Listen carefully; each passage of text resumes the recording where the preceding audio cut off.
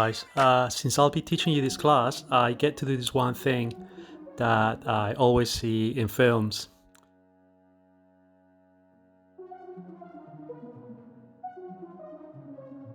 So that's CROM for you, or if you prefer, Mr. CROM. I'm definitely that kid who used to sit at the back of the class sketching and not really paying attention. Um, all I ever really wanted was to create cool characters and tell stories. As a child, I used to get praise for my creativity and my drawings. So I think since then I've been chasing that high that you get when you find that kind of worthiness through your work and that sense of happiness from creating something new. I went to college and did a foundation course in art, which is something we do here in the UK before going to university. You get to explore various aspects of the art field, such as fashion, fine art, and design. After that, I went to uni and I did a degree in illustration and animation, all while trying to get my amateur comics to be read by people and animated little shorts in a program that was called Flash back then. After years of working as a bartender in a rock venue in Camden Town here in London, and various internships in animation studios, I managed to get a job in the advertising industry, animating with Flash. So I finally had a 9 to 5 job in an advertising agency, and I used to take my lunch hour to sketch, and I would work on my comics during the weekend.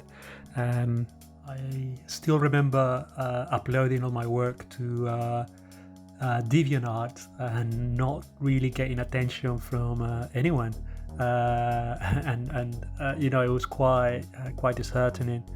But I stopped caring about that, and I focused on my obsession with line work.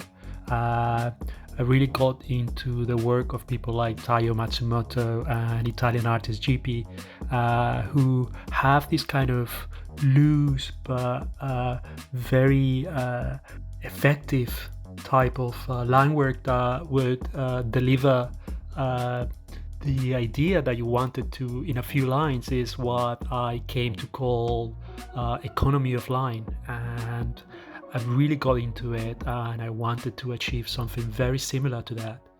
I spent weeks trying to loosen up my hand while drawing on my sketchbook, and eventually it came to me quite naturally, and that's when I started uploading all these things to Instagram. And at the time I started to get a bit of attention, which felt good, but I think I was past that point of caring so much about it. I think at that point I really care about my craft, and that's about the time where I decided to study a way of shading from people like Mignola, and when those two concepts married up, I feel like something really clicked.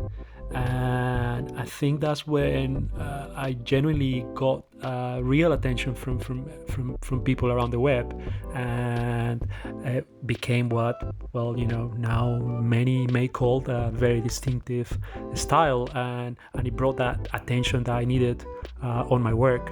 So after that happened, I decided to quit my day job and finally focus completely on my illustration and finding ways to tell the stories I want to tell.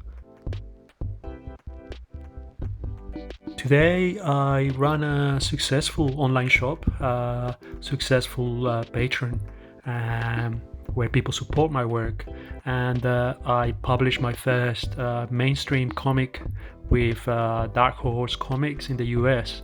I also travel around, going to different tattoo studios, tattoo parlors, inking people with my designs. And now when I get approached with new projects, It's always about my style and about getting what I want to convey in my work. And, I get to pick and choose what I want to work on, which is something that I don't think I'll ever take for granted. I'm really excited to share with you what I've learned throughout this journey. So, in the next video, I'll explain what my plan is for this class, and I really hope you're looking forward to it.